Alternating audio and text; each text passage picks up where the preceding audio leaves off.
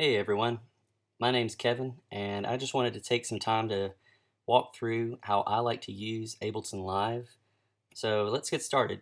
I use Ableton Live 9 Suite, and this is pretty much the worship set we got going on this weekend. The band will come up during the countdown, and about the last minute or so, we'll play along musically, and at the end of the countdown, we'll fire song 1. After song 1, somebody will come up and do a quick welcome and some brief announcements, and the band will vamp behind the speaker with the chorus progression of Do What You Want To, which is our first song.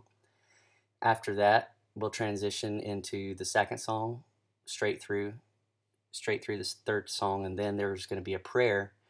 During the prayer, most of the band will exit the stage, except for maybe a guitarist and the keys, and we'll just vamp behind the prayer again with the chorus progression. Um, and after that, the pastor will do his thing. And when the pastor's finished with his message, we'll come back up during a prayer and we'll vamp this chorus progression behind the pastor's prayer. And as soon as he's done and walks off stage, we'll play this last song, the response song. And after that, again, we'll vamp the chorus progression during the dismissal. And that's pretty much what I'm going to show you is how I get all this set up. And I'll do a quick run through here. I got my Looptimus controller plugged in, so I've got all my MIDI notes assigned. So if we're finished with song 1, you'll hear this, the end of the song, and then you'll hear the cues count in the band, the chorus, and you'll hear it fade in. And if you watch this fader over here, it will fade up. And then after a single measure, it'll jump to this one because I've got this on a loop, and it will just play forever and ever until I tell it to stop or tell it to play something else. So this is what it sounds like. Chorus 2, 3, 4.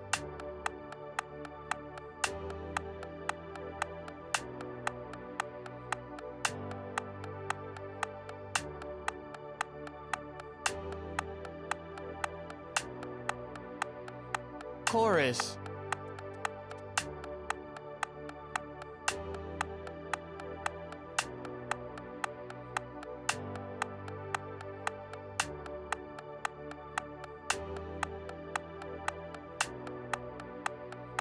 End 2, 3, 4.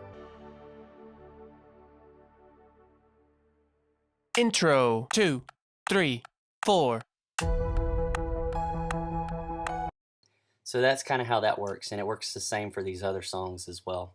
It's a pretty low dB volume, and I'll show you how I get all that set up. And this is my main worship set right here. I keep this the same every week, and what I mean by that is down on the bottom I've got all of the songs that we've ever done from Alive all the way down to 10,000 Reasons, and I keep them in an alphabetical order so it's easier to find. And the reason I do that is, let's say we ever do Holy Spirit or How He Loves as a transition song again. Well, I have always got these saved. I can just highlight them, Command C to copy, scroll down to wherever it goes, and Command V to paste, and I will have that there forever. Even if I don't use that song in a particular spot where it requires a transition, I've still got the loop right here. But if I ever do use it in a transition spot again, for instance, How He Loves, I don't have saved in there yet, so I'm going to go ahead and do that. Just highlight, Command C, come down here to How He Loves, click on it, Command V to paste. This was the original one, I'll just delete that. So now I've got How He Loves, and the chorus cues in the loop and the ending cue. I've got that forever now. But I've got that there if I ever need to use it again, and it's going to be a time saver in the long run. So that's what I'm going to kind of show you. So this is pretty much what you see when you open up Ableton Live if you've got nothing particular saved. Starting out, I'm going to go ahead and close these MIDI tracks because I don't need them. And I'm going to get rid of these receives, and down here these sends because I just don't need them. I don't need to be working with them. I'm going to leave the ins and outs and the mixer section because we'll be working with those here in a minute. Usually how I start out is I'll just click and drag some MP3 files from iTunes. Some people have them saved on a folder and you just open up your browser and find them and just click and drag that way, but I keep them saved on iTunes. So let's just start a worship set. I'm going to choose some songs How about Alive? That's a good fast-paced song for an opener. Go back. I'll Command C to copy, and then I'll Command V to paste. And paste again. And I got two of them here. Most people probably do it this way because if you look at the audio file, the WAV file, you see the cues on top. That's the left, pan left, and the loop on the bottom. That's the pan right. So you drop them in like this, and then you come over here, and you rename Alive, semicolon, 132, oops, BPM, and I know that because that's what my loop tells me it is, and if I didn't, I could just look it up. And I always put this time signature in as well, which is 4/4 for this song. The time signature is kind of important, and I'll get to that in a minute. I also color coordinate everything because I'm a little bit OCD, and it also looks cool, and visually it helps me. If I do a quick glance back at the computer to see what's going on, I can see what song I'm on or what part I'm on pretty quickly. So what we need to do if you haven't got it set up like this already is you can hit Command comma or go up to Live and Preferences just to make sure you've got this. Go to Record Warp Launch, find Warp Fades, Auto Warp Long Samples. Make sure that's turned off because if it's turned on, it's going to automatically warp these files as you drop them in. You're going to have to go in and manually unwarp them. By the way, while I'm talking about loops, how I set up my loops is I use a program called Logic Pro X. I will find a file either on Multitracks or on Loop Community, and I like to add in my own vocal cues that I've downloaded from Loop Community. And I'm going to try to include a link to another video that explains how I do that if you're interested. Let's choose some other songs here. We got Alive. Let's do Be Lifted High by Elevation. Command C. I'll leave some space here. I like space in between my songs. And to save time, I'm just going to go ahead and drop in some other songs, name them and color coordinate them, and I'll see you back here in a second. Okay, so I've got my songs dropped in here. I've named everything, and I've color coordinated everything. I've got a couple songs in different tempos, 4/4. I threw in a song that I knew was 6/8 just because we need to talk about that. It's going to matter when I bring up how I do my loops and stuff later. So it's important that you put the time signature in here. It's important to note that Ableton recognizes 6/8 songs as 6/4. So rather than putting 6/8 here, just put 6/4. And 145 BPM, I know, is the time signature for 6/4, not 6/8. So I'm going to rename these loop and cues. So there's a couple different ways now because you remember the audio file cues are on the left, loops on the right. You can hard pan these left and right, and this is what that sounds like. Intro 2, 3, 4. And that's fine, but I like to do it this way. And I learned this from Matt McCoy with Loop Community, but I'm just going to show you anyway. And I do recommend you go to Loop Community as well as Multitracks YouTube channels and check out a lot of their tutorials because you'll learn a ton of stuff. And a lot of this stuff I'll show you is what I learned by watching some of those videos.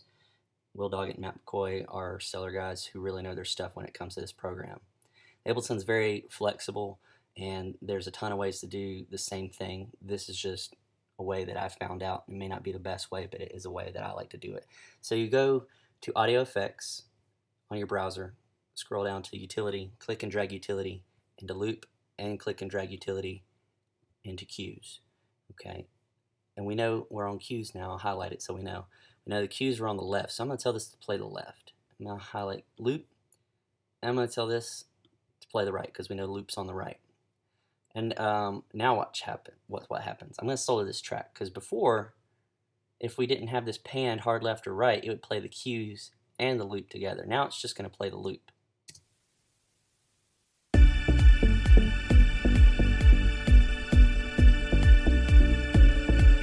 But it plays it in a stereo mix. And that's all well and good, but what if the sound guy, he's getting all of this when you have it hooked up and sent to the soundboard? He needs two separate audio channels so you don't have the click and you don't have the cues coming through the house. So you need to go here to Audio 2, make sure it's on external out, and I just like to make my loop number 2, which is the right channel, and I like to make my cues 1, which is the left channel. Also over here to cue out, if you're using the built-in metronome for Ableton, you're going to want it to come out the same channel that your cues come out of, so make sure it's on whatever channel, which in this case is number 1. Master out doesn't matter, so we leave that alone. Pretty much everything up to this point has been covered by Matt McCoy and Will Doggett on their YouTube channel. So again, make sure you check out those guys. They'll teach you a lot of fun stuff. And if you're wearing headphones or you got decent speakers, you'll notice the cues will come out the left speaker and the loop will come out the right speaker. Intro 2, 3, 4. There we go. And this might be sufficient for a lot of people. A lot of people say, hey, what's wrong with this? Let's just take this and roll with it. And that's fine. But if you remember the transitions, that's what I originally started this video to talk to you about. So let's dive right in.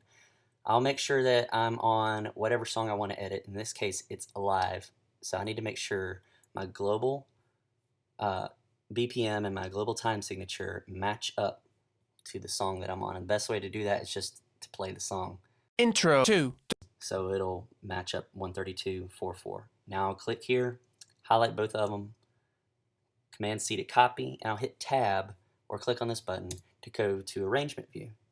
I'll start back at the beginning, and I'll paste. And you can see it's kind of transparent, so you need to click this orange button over here to be able to edit. So now if I hit play, Pre-chorus 3, 4. there we go.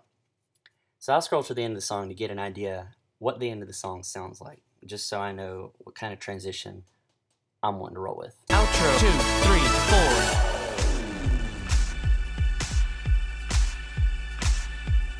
4. End 2, 3, 4. Cool. So now I try to find a part of the song that I like, that I think the band could vamp behind, that's not really too busy. If you can't find a part in the song that you like, you can always just hook up a MIDI instrument. I like to use the Looptimus controller, and I'll try to throw up a picture of that here so you can see. It's got 1, 2, 3, 4, 5, and 6. It can play the 1 through 6 chord of any key that you're in. And that's pretty convenient whenever you're doing stuff like this. I'll use that sometimes to create a pad behind the vamp if I don't like any particular part of the song, it's too busy or whatever. And how I do that is I'll just go back to Session View, hit Tab, click on Sounds. I use the pad, scroll down. Muted soft shimmer is what I prefer. This is kind of what it sounds like. You just click and drag that into open space. There it is. So now, you know what? We'll just put it in the key of D because that's what Alive is in. So here is the 1 chord. And I'll just usually bring this up to about 40% or so, so it doesn't just have a sharp cutoff. Now listen to it. Kind of has a fade out, which I like. So after you've dropped in your sound for your MIDI instrument, go back to Arrangement View, and there it is, as you can see. I find a part that I like, and this song is the same 4 chords over and over again, so that's pretty easy, but I would just click on the part I want to start out. This is the verse here. Verse 2, 3, 4.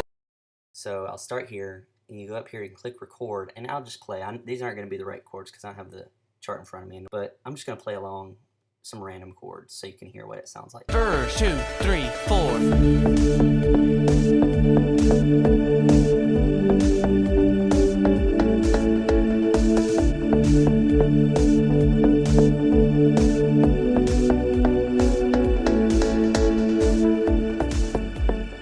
Alright, so I've got my MIDI notes here. You can double click on this and you can see your MIDI notes and you can drag them in to make them exact or leave it however. So to turn this MIDI into a WAV file, you would just you highlight the whole section, which is already highlighted. You right click on it, you hit freeze track, and you right click on it again, and you hit flatten, and that converts your MIDI notes into a waveform. So it's still going to sound the same. Verse 2, 3, 4. But now it's a waveform.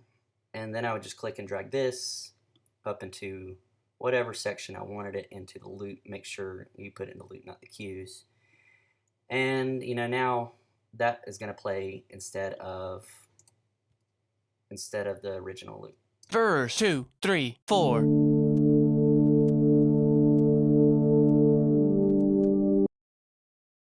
And that's what I would do if I just wanted to create my own pad behind it rather than using part of the song. But I don't, so I'm just going to undo all this, be right back. Okay, we've undone everything, and I'm just going to use this first section. It's not super busy, but it's still kind of upbeat, so it doesn't lose the energy after the song's over, is what it sounds like. Verse 2, 3, 4.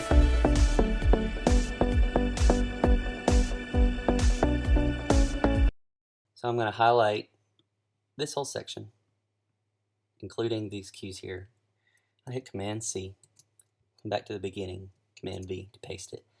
While I'm at it, I'm also going to come over here where it says end. End 2, 3, 4.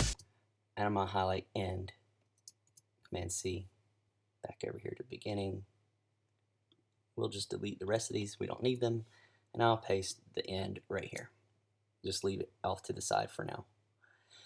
I'm going to zoom in a little bit so we can see what we're working with. So we've got about 17 bars worth of music here.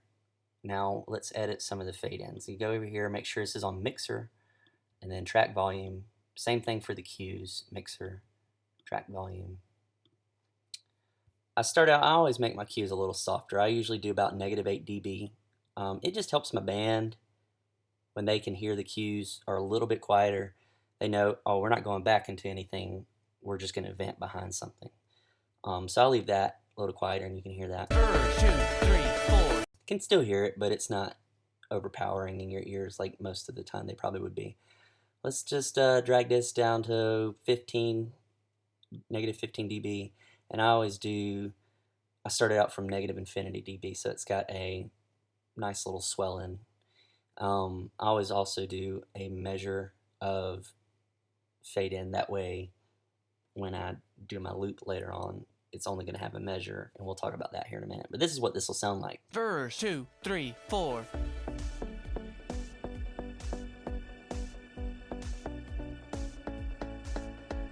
So that's not super loud, and which is fine behind a speaker. It's not so loud that you can't hear the person talking or praying or whatever they're doing.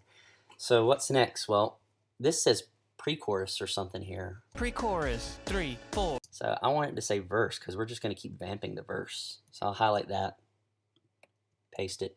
Now it should say verse, and you can just click on that to get rid of it. Verse 2, 3, 4. Cool. Highlight the whole section, and then you can right click and hit consolidate or Command J if you're on a Mac. And that'll just blend all this in together. If you don't do Command J or consolidate it, then the fades won't work. So you have to do that, and the volume levels won't work. You'll have to consolidate this. So now it's still highlighted. I'll hit Command C to copy. I'll come over here and I'm going to create a couple new scenes. Command I. And then Command V to paste. Boom, there it is. Name this first. So let's do that. I'll call this welcome. Now watch what happens to the fader over here. Verse 2, 3, 4.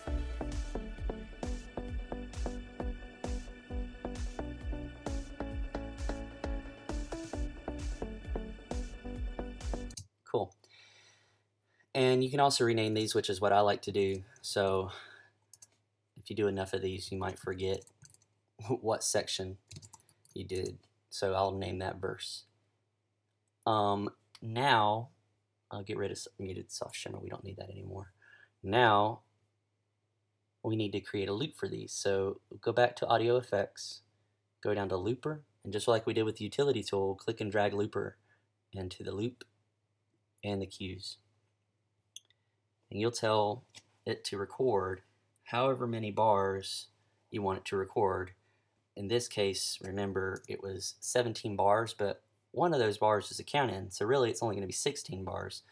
So I'm going to record 16 bars worth, and then after it records 16 bars, it's going to overdub, but I don't want to do that. So click on it, and it turns into play. So it'll play after it records. I'm going to do the same thing for this one, 16, and then play. What I recommend, especially for a faster song, unless you're super quick and accurate with your mouse, go ahead and click on this and be ready over here with your mouse on the record button. Hit enter with your keyboard and then click on record before the first measure is over. Verse 2, 3, 4.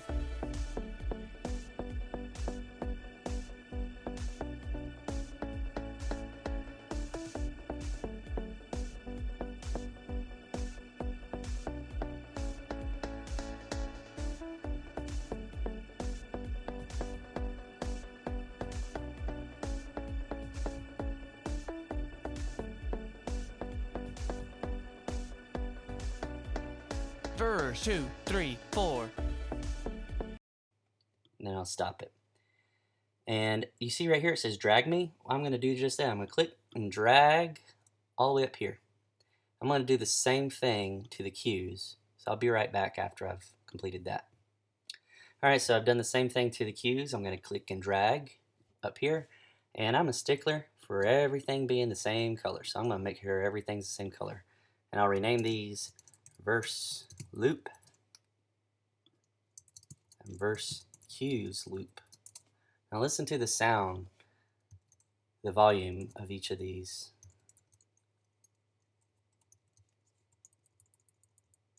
I've renamed that too. I don't need to tell it welcome because I know it's still going to be a welcome. But listen to the track volume when I play this now. You can see that it's bouncing back up to nominal like it was with the original loop. It's not negative 15 dB. You've got to tell it to. You can click and drag the fader here, but that's going to mess up all these other loops too if you do it that way. So you just double click on the loop, and here you'll click on it and tell it negative 15 dB. And I'm going to do the same thing for the cues because those are supposed to be quieter, negative 8 dB. Now listen to it.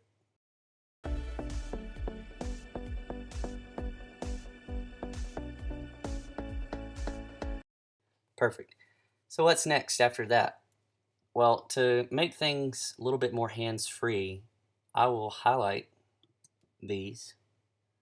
I'll go down here to the launch box, click that. Follow action. I'm going to tell it to go for one measure, it's already selected. And then I'm going to go next. I'm going to tell it to go to next after one measure. So now it's just going to do it automatically. So as soon as I hit this, it's going to go for one measure, and then it's automatically going to start playing these. Verse 2, 3, 4. A little bit more hands-free. And I'll do the same thing for any other songs that we have transitions in. But we need an ending transition because we can't just keep vamping this forever and then all of a sudden dive into that one. It might sound kind of funny. So we'll remember we had this ending cue over here. N 2, 3, 4. I'm just going to highlight that, copy it, and paste it right here. So now it says N 2, 3, 4. Alright, and I'm just going to use, say, the first two measures here. Bring it over here, paste it, get rid of some of these extras. Alright, and I'm going to click here, and click here, and I'm going to have a two measure fade out. And that's what this will sound like. N 2, 3, 4. So that's pretty smooth. So I'll highlight everything, and I'll Command J to consolidate, Command C to copy, come over here, Command V to paste, and I'll rename these end Q. And after we're vamping this over and over again, when it gets to the right spot, preferably the measure before the the vocal cue to say chorus or verse or whatever, you'll cue this one to play, and it'll sound like N 2 3 4. and as you saw the fader over here slowly went down over to the last two measures. And after that's finished, I would just cue this second song and you'd hear it go. So total it would just kind of N 2 3 4. Intro 2 3 4. and that's kind of how that would sound. And I'll just go ahead and color these as well, but I like to make them a different color so I know that's something different going on there. I'll leave these yellow because it's part of the same song. And again, I would just do the same thing for, let's say, Good Good Father is our last song, and then Holy Spirit is our response song. I would do the same thing for those. Before I go there, let's talk about metronomes for a second. You can use the built-in metronome for Ableton, Intro 2 3 4. which is fine. But I like to use Foundation's metronome, which can be purchased from multitracks.com. You just go to multitracks.com, click on store, and about 3/4 or so down the page, you'll see Foundations for Live. It's $29. It's a MIDI click with customizable sounds, and you can go 2/4 all the way to 6/4. And like we spoke about earlier, Ableton recognizes songs in 6/4, not 6/8, so that's why it's got 6/4 here. I'm going to click and drag, and rather than using 6/4 for 6/8 songs, I prefer to use 3/4. That way the band can hear the accent on 1 and 4. It just makes it a little easier to keep up with sometimes. And you can also color coordinate. I color coordinated everything, and I renamed this click instead of Foundations metronome. Just something I prefer. So this is what the metronome sounds like. I'll click on this. I'll go down here. You can either hit Shift Tab or click on that. And this is what the first metronome sounds like. And I'll solo it out so you can hear it.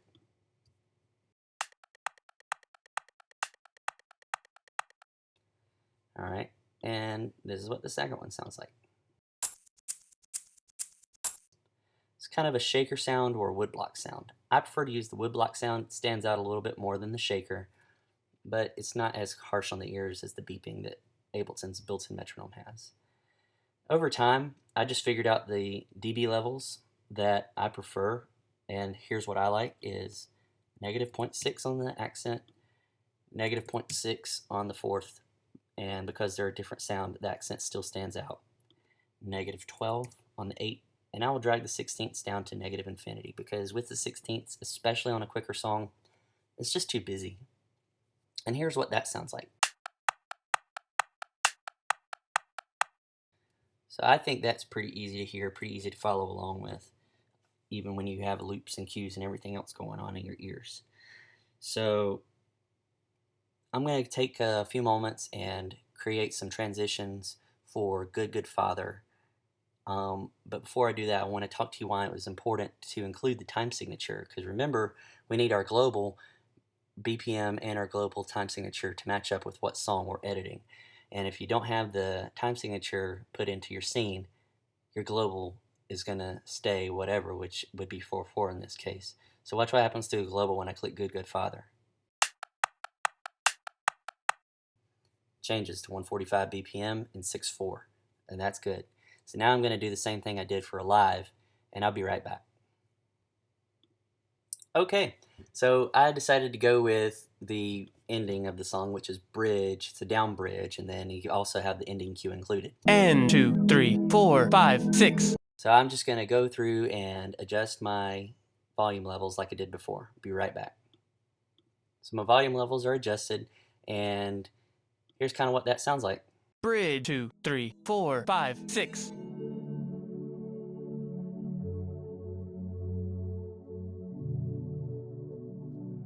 N 2 3 4 5 6.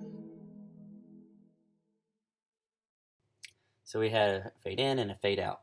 I'm going to save this end. I'm going to put it way over here out of the way. And I'm going to bring my bridge in just like we did earlier.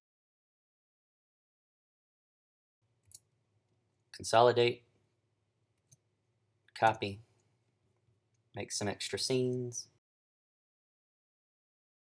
and paste. Copy my metronome.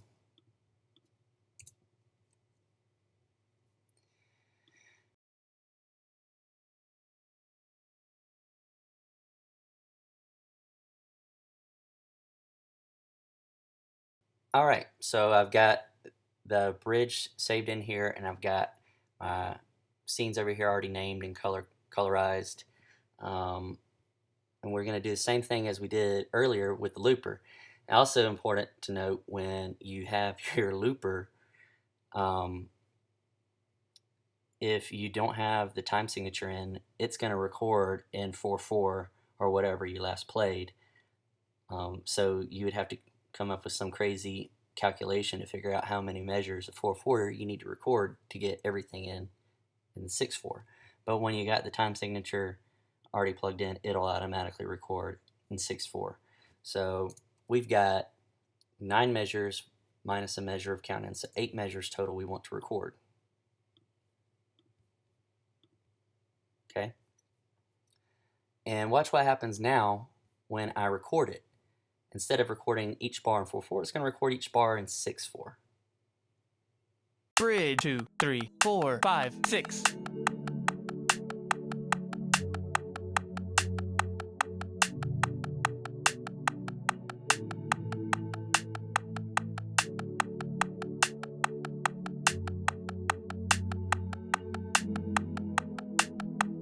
Bridge 2, 3, 4, 5, 6. So yeah, did the in 6/4, which makes this much easier. I'm going to do the same thing for keys. I'll be right back. Alright, so I did everything the same as I did earlier. After I finished, I drug it up, I renamed it, and I color coordinated it, and then drop in my click. Something else to note, for my ending, I don't have the click in there. That way the band knows 100% certain, even if they didn't understand or hear what the cue was, that they're ending. It's time to stop playing and move on. So if they don't hear the click, they know. Also, if I forget to stop the session altogether, then the sound guy doesn't have something constantly clicking into his soundboard, and he won't feel the need to mute that channel and potentially forget to unmute it when we go back up on stage. Well, it has happened. So one question you might have is, why bother going through all this? Why can't you just leave the click playing and have the band vamp behind?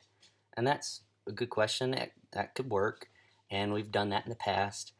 But what I've found is not everybody is as confident in what exactly to play, especially if they don't have somebody and a MD mic telling them exactly what to play and when to play it. Also, with everything else going on, it's quite possible everybody could have a brain fart at the exact same time. And yes, it has happened to me.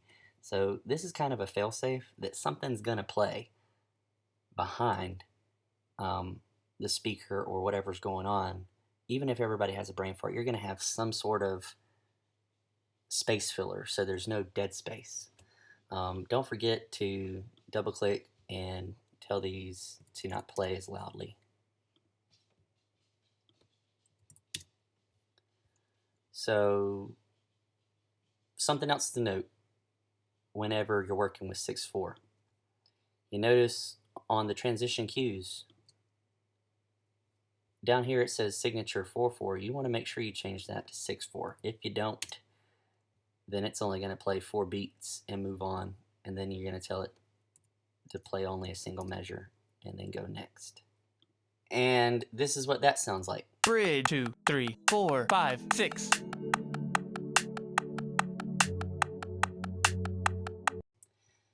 You can also tell your metronome to go down to the next, which is what I normally do. I just dropped in the metronomes after the fact. Just make sure if you do that and you're using 3/4, your follow action will not be 1 measure, but 2, because it's playing basically 2 measures per 1 bar of 6/4. Ultimately, it won't matter because the click's going to sound the same no matter what. So that's what this sounds like. Make sure it's 1 0 0. Bridge 2, 3, 4, 5, 6. You could have told it to you so it goes down the exact same time but really it ultimately doesn't matter. Another way you could do this is if you have a Max for Live plugin, rather than doing the follow actions on these clips, you can do the follow action on the scenes. That's pretty much everything I had to show you guys. If you have any questions, if I covered anything that I didn't really talk about in detail, because I tried to cover a bunch in a short amount of time, drop a comment. If this was helpful, drop a comment. I want to hear about it. If you have another way that you like to use Ableton, drop a comment. I'd love to hear about it. If this wasn't helpful, it was a little too basic, I apologize for the waste of time, but I hope everybody got something out of this. So until next time, God bless.